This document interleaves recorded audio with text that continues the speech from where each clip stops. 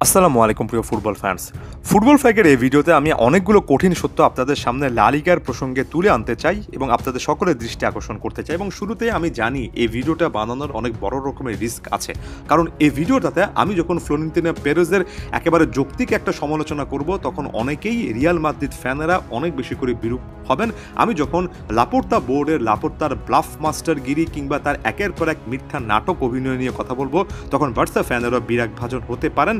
এক কথায় বলা চলে এটা একজন কন্টেন্ট ক্রিয়েটরের জন্য কখনোই কোনো সুখকর অভিজ্ঞতা হবে না। তবে সফল কিছুকে ছাপিয়ে আপনি হতে পারেন কোনো একটা নির্দিষ্ট ক্লাবের ফ্যান, তবে দিন শেষে নিজেকে যদি সুন্দর ফুটবলের একেবারে সহজ সরল সততার নিরিখে যে ফুটবল আমরা আসলেই দেখতে চাই সেটার একজন সাপোর্টার হন, একজন ক্লাব ফুটবলারের সাপোর্টারের বাইরে একজন ফুটবল ফ্যান হন, তাহলে অবশ্যই এই কথাগুলো শুনতে হবে।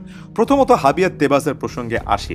শুধুমাত্র আমি লা লিগার কথা বলছি না, বিশ্ব ফুটবল ইতিহাসে এমনকি কোনো একটা লিগের প্রেসিডেন্ট এসেছেন যিনি তার মতো নির্লজ্জ কাজ করতে পারেন। তিনি এই লোকটার মতো এভাবে রীতিমতো তার যখন যা ইচ্ছা পাবলিক স্টেটমেন্ট আকারে প্রকাশ করতে পারেন।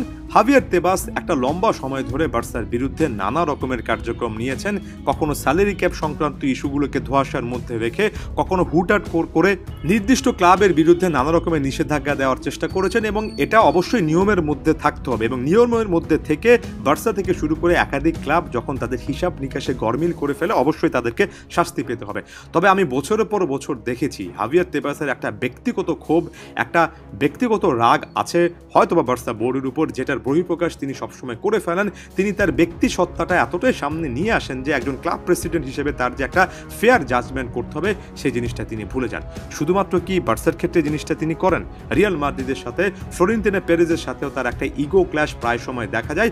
প্রায় সময় হাবিয়ার তেবাস এমন টাইপের মকারি করেন, এমন টাইপের স্টেটমেন্ট দেন, এমন টাইপের নিয়ম কানুনের ফাঁকফোকর খুঁজে বের করে ক্লাবগুলোকে একেবারে হ্যাস্তন্যস্ত করার চেষ্টা করেন, যেটা কখনোই একজন প্রেসিডেন্টের দায়িত্ব না। এটা আপনার ব্যক্তিগত ক্ষোভের একটা জায়গা। এই ক্ষোভ থেকে অনেক সময় ফ্লোরেন্তিনো পেরেজ, রিয়াল মাদ্রিদও কিন্তু বাদ পড়ে না। হাবিয়ার তেবাসের মধ্যে অনেক কিছু থাকতে পারে, একটা জিনিস যেটা আমি বছরের পর বছর দেখিনি সেটা হচ্ছে ন্যূনতম পেশাদারিত্ব। বিন্দুমাত্র কোনো রকমের আসলে তিনি এখানে পেশাদার মনোভাব দেখে একটা ফ্রি অ্যান্ড ফেয়ার সিস্টেম করতে পারেন। তিনি রেফারিংয়ের মান নিয়ে যেখানে ক্লাবগুলো দিনের পর দিন আসলে একটা প্রতিবাদ করে যাচ্ছে, যেখানে বার্সা রিয়ালের এল ক্লাসিকোর মতো ম্যাচে ভিএআর এর রেফারি ফেরমিন লোপেজের গোলটা বাতিল হওয়ার পরে রীতিমতো হাফ ছেড়ে বেঁচেছেন এমন টাইপের একটা অঙ্গভঙ্গি করেন, যেখানে রীতিমতো সৃষ্টিকর্তাকে ধন্যবাদ জানিয়ে থ্যাংক গডনেস বলে ফেলেন। সেখানে রেফারিংয়ের মান নিয়ে তার বিন্দুমাত্র কোনো সন্দেহ আসে না। তিনি একটা free and fair referring standard লা লিগাতে দিতে পারছেন না, যেখানে বাকি লিগগুলোই এই ব্যাপারটা এনশিওর করছে। সেখানে রেফারিং নিয়ে এত বেশি বিতর্ক লা লিগাতে আছে যে হাবিয়ার তেবাস এক কথায় আমার চোখে দেখা ফুটবল ইতিহাসের কোনো একটা লিগ প্রেসিডেন্ট হিসেবে সবচেয়ে বাজে, সবচেয়ে জঘন্যতম। এরপর আমি ফ্লোরেন্তিনো পেরেজের কথায় আসি। আপনি এখনই ক্ষুব্ধ হবেন না, আমি লাপোর্তার কথাও কিন্তু আসবো, কারণ স্ব জায়গা থেকে তারা এত বড় বড় ব্লান্ডার করেছেন যেটা নিয়ে বিন্দুমাত্র সন্দেহের কোনো জায়গা নেই।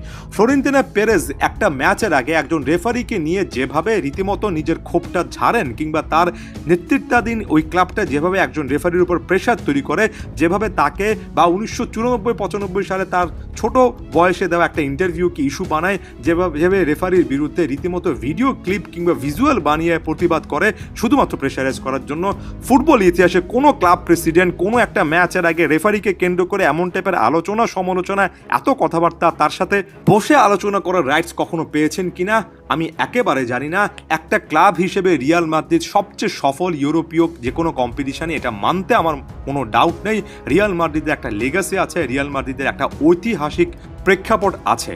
পেরেজ যখন রেফারিং নিয়ে বা এমন টাইপের জিনিস নিয়ে নিজের প্রভাব খাটাতে এই কাজগুলো করেন, তিনি রিয়াল মাদ্রিদের কোনো উপকার করেন না। তিনি পৃথিবীর ইতিহাসে সবচেয়ে ঐতিহ্যতম একটা ক্লাব কিংবা অন্যতম একটা ক্লাবের ইতিহাসে কিন্তু একটা কালিমা লেপন করেন। তিনি সেই ক্লাবের স্ট্যান্ডার্ডটা মোরাল জায়গা থেকে অনেকটুকু নিচে নামিয়ে ফেলেন। তিনি রিয়াল মাদ্রিদকে মহিমান্বিত করছেন না, তিনি তার রেজাল্ট ওরিয়েন্টেড চিন্তার মাধ্যমে উল্টো ক্লাবটার একটা সুনাম যেটা আছে সেটা ক্ষুণ্ণ করার চেষ্টা করছেন। পেরেজের মতো এমনটা কর্তৃত্ব পরায়ণ প্রেসিডেন্ট কোনো একটা ক্লাব কখনো পেয়েছি কিনা সেটাও আমার মনে পড়ে না।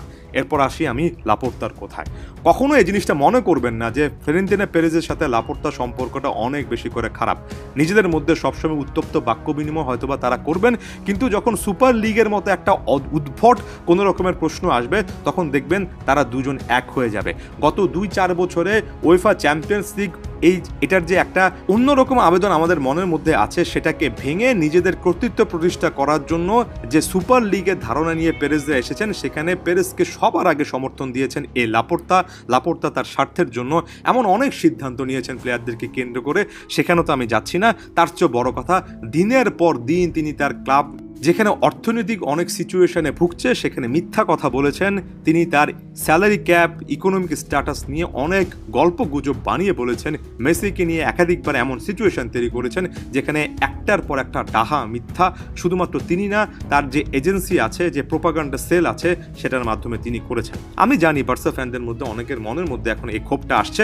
এই লাপোর্তা বোর্ডের অধীনে তো বার্সা ঘুরে দাঁড়িয়েছে। লাপোর্তা বোর্ডের অধীনে অনেক প্লেয়ার তৈরি করার ক্ষেত্রে লাপোর্তা অবদান রেখেছেন, অবশ্যই অবদান রেখেছেন, কিন্তু একটাবার চিন্তা করে দেখুন বার্সার কাছে যে লা মাসিয়া আছে, এন্ডলেস সাপ্লাই অফ ট্যালেন্ট, সে লা মাসিয়া থেকে এত ট্যালেন্ট বের হয়ে আসার পরও কেন চ্যাম্পিয়ন্স লিগে বার্সা বারবার করে ঢুকছে?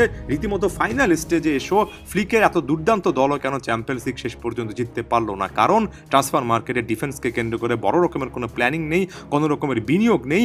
একটা সিজন শুরু হওয়ার আগে যে পরিমাণ টাকা আসলে বিনিয়োগ করা হবে এমন টাইপের কথাবার্তা বলা হয়, অমুক প্লেয়ারকে টার্গেট করা হয়, তমুক প্লেয়ারকে টার্গেট করা হয়, কিন্তু কাগজে কলমে বার্সার কাছে ইকোনমিক তেমন সিচুয়েশন কখনোই থাকে না। আপনি বলতেই পারেন যদি আসলে টাকা পয়সা না থাকে একটা ক্লাবকে দেউলিয়া করার হাত থেকে লাপোর্তা বাঁচিয়েছেন, বার্তোমের অধীনে বার্তোমে আরও খারাপ করেছেন। হ্যাঁ, আমি সেটা আংশিকভাবে মানি, তবে আমার সমস্যা হচ্ছে মিথ্যা কথায়। স্যালারি ক্যাপ সংক্রান্ত একটা ইস্যু আজকে কালকে নতুন কোনো নিয়ম নয়। লা লিগার এই নিয়ম নীতি আগে থেকে বলা আছে, কিন্তু সেই নিয়ম নীতি তোয়াক্কা না করে অনেক সময় কিন্তু নিজের জাস্ট ব্লাফের মাধ্যমে, মিথ্যার মাধ্যমে ক্লাবের আসল সিচুয়েশন কখনো লাপোর্তা তার ফ্যানদেরকে অর্থাৎ বার্সা ফ্যানদেরকে বুঝতে দেননি। এবং ক্ষণে ক্ষণে অনেক সময় যেখানে রিয়াল মাদ্রিদের প্রেসিডেন্ট একটা স্বৈরাচারী সিদ্ধান্ত নিচ্ছেন, সেখানে তিনিও কিন্তু তার পাশে এসে দাঁড়িয়েছেন। সেই দোষে লাপোর্তা দুষ্ট, কখনো সেখান থেকে বের হতে পারবেন না। তাই সব মিলিয়ে আপনি যখন রিয়ালের দিকে তাকান, বার্সার দিকে তাকান, আপনি যখন লা লিগার দিকে তাকান, তাদের মস্তিষ্ক প্রসূত সুপার লিগের আইডিয়ার দিকে যখন তাকান, আমার কাছে তেবাস, পেরেজ, লাপোর্তা প্রত্যেকের ভূমিকা হয়তো বা আলাদা, তবে দিন শেষে সবাইকে তার জায়গা থেকে নিজের ক্লাবের সুনামের, নিজের লিগের সুনামের যে 12টা বাজাচ্ছেন সেটার ক্ষেত্রে একই রকমের অবদানের কথা মনে হয়। আমার কাছে মনে হয় তিনজন তিন জায়গা থেকে যতটা 12টা বাজানো উচিত ছিল লা লিগার বা এই ক্লাবগুলোর, ততটা বাজিয়ে ফেলেছেন। এভাবে চলতে থাকলে একটা সময় ফুটবল ভক্তরা এই ক্লাবগুলো থেকে, এই লিগগুলো থেকে আস্তে আস্তে মুখ ফিরিয়ে নেবে, কোনো ডাউট নেই।